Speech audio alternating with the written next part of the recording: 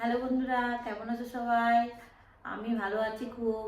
আমি একটা আজকে অন্য ব্যাপারে আলোচনা করব, যেটা হয়তো তোমরা হয়তো এখনো সেইভাবে শোনোনি। আমিও জানতাম না, আমি ফেসবুক থেকেই দেখেছি, কিন্তু জিনিসটা অনেকেরই কাজে লাগবে। আমি ছোটোখাটো প্রবলেম তো সকলেরই থাকে, কেউ কোথাও খুঁজে পাই না আমরা।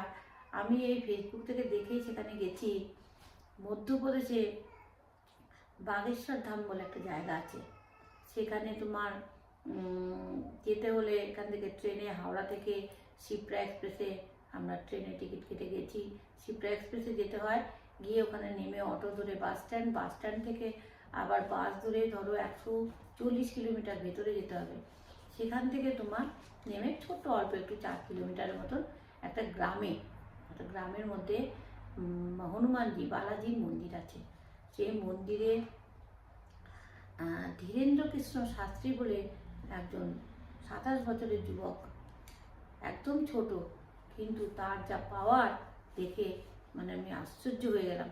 আমি শুধু না, মানে এমন একটা দিন গেছে ওদের ফ্যামিলিতে মানে খেতে পেতো না, কিন্তু তার মানে আগের জেনারেশানে সব ঠাকুরের ওই ধ্যান ট্যান করে না, ওইসব করে মানে পাওয়ার এত বেশি তাদের মধ্যে ছিল হনুমানজি, যে তারা লোকে সামনে দেখলে লোক কী ভাবছে, কী বলতে চাইছে সেটা বলে দিতে পারে। এখন 3 বছর হলো না 4 বছর হলো এরকম হবে, এত পপুলার হয়েছে যে মিনিস্টাররা পর্যন্ত ওর পেছনে লাইন দিয়েছে। তা আমরা ওইসব দেখেই গেছি। পার্সোনাল প্রবলেম তো সকলেরই থাকে, কিন্তু আমার সেসব বলার জন্য আমি যাইনি। আমি একটু কিউরিসিটি আমার, যে ছেলেটা কেমন দেখতে, যাব আর ধাম কেমন, বাবা ওখানে সকলের কথা কীভাবে শোনে, কীভাবে ওখানে গিয়ে পুজো দিতে হয়, কীভাবে ওখানে গিয়ে কী করতে হয়, এটা জানার জন্য আমি খুব করলাম। আমার ভাই, আমার দিদি আর তার ছেলের বউ, এদের নিয়ে আমরা হাওড়া থেকে শিপ্রা এক্সপ্রেস ধরে চলে গেলাম। আমাদের 5টা 45-এ ট্রেন ছাড়লো, আর পরের দিন বেলা 11টায় আমরা পৌঁছালাম। তারপর ওখান থেকে ওই অটো ধরে আমরা চলে গেলাম বাস স্ট্যান্ড থেকে 140 টাকা বাস ভাড়া। ওই 140 টাকা বাস ভাড়া দিয়ে, এমনি বাসগুলো খুব ভালো, খারাপ না, ওই বাসে করে গিয়ে আমরা ওই হাই রোডে নামলাম বাগেশ্বর ধামে। কাউকে কিছু বলতে হচ্ছে না, এমনিই লোকে নিয়ে চলে যাচ্ছে।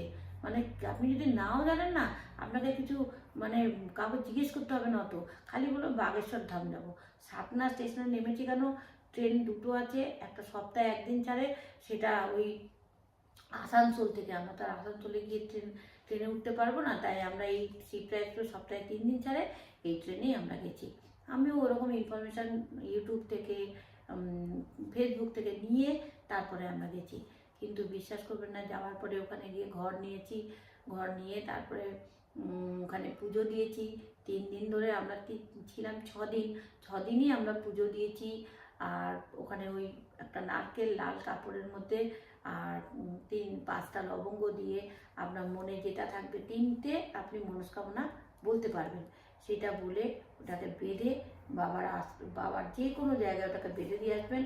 আপনি মন থেকে যদি কিছু চান ঠাকুরের কাছে, আপনার বিফল যাবে না। এটা আমি নিজের এক্সপিরিয়েন্স থেকে বলছি, আমার নিজের হয়েছে, তাই জন্যই আমি আপনাদের কাছে শেয়ার করছি ব্যাপারটা। যদি কোনো দিন সম্ভব হয় আপনারা যাবেন, ইউটিউব ফলো করুন, ফেসবুক ফলো করুন, ধীরেন্দ্র কৃষ্ণ শাস্ত্রী ওনার নাম, বাগেশ্বর ধাম সরকার, এই হচ্ছে ওনার চ্যানেল। এই চ্যানেলে আপনি একটুখানি যদি করেন, আপনি পেয়ে যাবেন। কিন্তু এত মানে কি বলবো, আমি ভিডিও দেখতে দেখতে এমন হয়েছে যে রাতে আমি স্বপ্নতেও দেখেছি ওনাদের। তারপরে আমি সিরিয়াস হয়ে গেছি যে আমাকে যেতেই হবে। কি ব্যাপার, কেন আমি স্বপ্ন দেখলাম, যেতেই হবে। গেছি, আমি যেটুকুন বলে এসেছি, আমার মোটামুটি 60% বাবা আমার কথা শুনেছে, আর 40% একটু ওয়েট করতে হবে, আমি নিজেও জানি। তার জন্য আমি ওয়েট করছি। আমি আবার যাব, এই দেখি গুরু পূর্ণিমার আগেই পারলে আর একবার যাব, গিয়ে আমি আবার ঠাকুরের কাছে পুজো দেওয়া বারবার তো ঠাকুরের কাছে গিয়ে চাওয়া যায় না। ঠাকুরের কাছে গিয়ে ঠাকুরকে চাইতে হবে, তবে হবে। ঠাকুরের কাছে গিয়ে যদি আমাকে টাকা দাও, পয়সা দাও, সোনা গয়না দাও, আমার ছেলে মেয়ের সুখ দাও, ঠাকুর রেগে যায় এসব শুনলে। ঠাকুর চায় তুমি আমাকে ভক্তি করো, আমার কাছে তুমি সারেন্ডার করো, আমি তোমার ভালো মন্দ দেখার দায়িত্ব আমার, আমি দেখবো।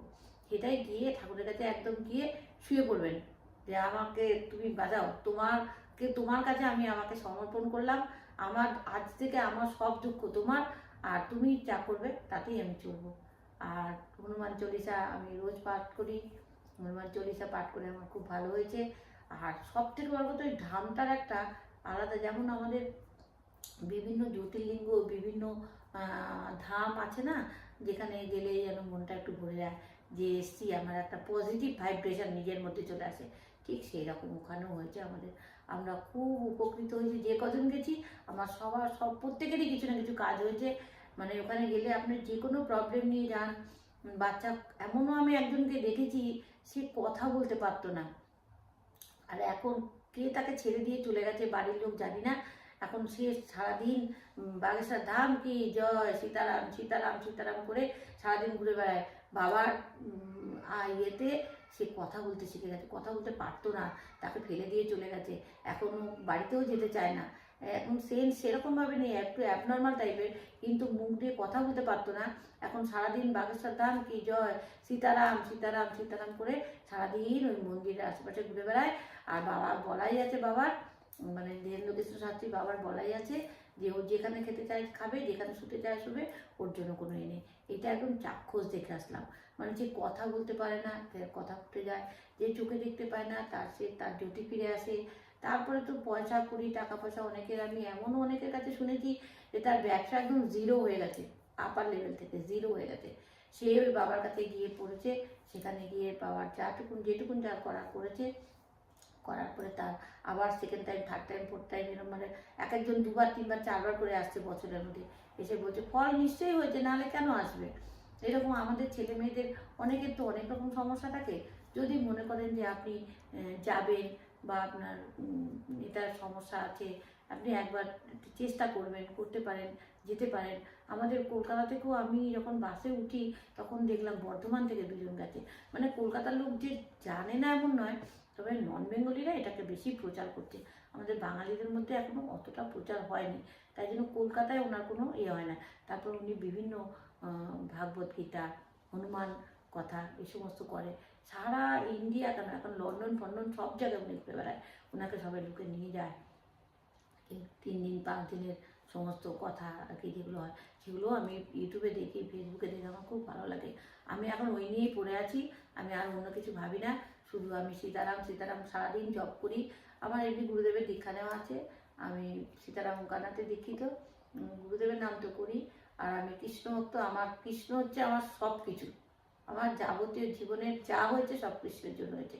আমি রাধাকৃষ্ণের পুজো করি, কিন্তু সীতারামের কাছে গিয়ে আমার অনেক উপকার হয়েছে, আমি উপকৃত হয়েছি বলে আপনাদের বলছি। আপনারা যদি মনে করেন যাবেন, তাহলে ইউটিউবে দেখে নিন, ফেসবুকে দেখে নিন, বাগেশ্বর ধাম মারবেন, এসে যাবেন।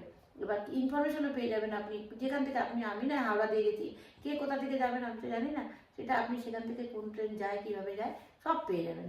আর ওখানে ঘর ভাড়া পাওয়া যায়, 100 টাকা মিনিমাম ঘরও আছে, আবার 500 টাকাও আছে।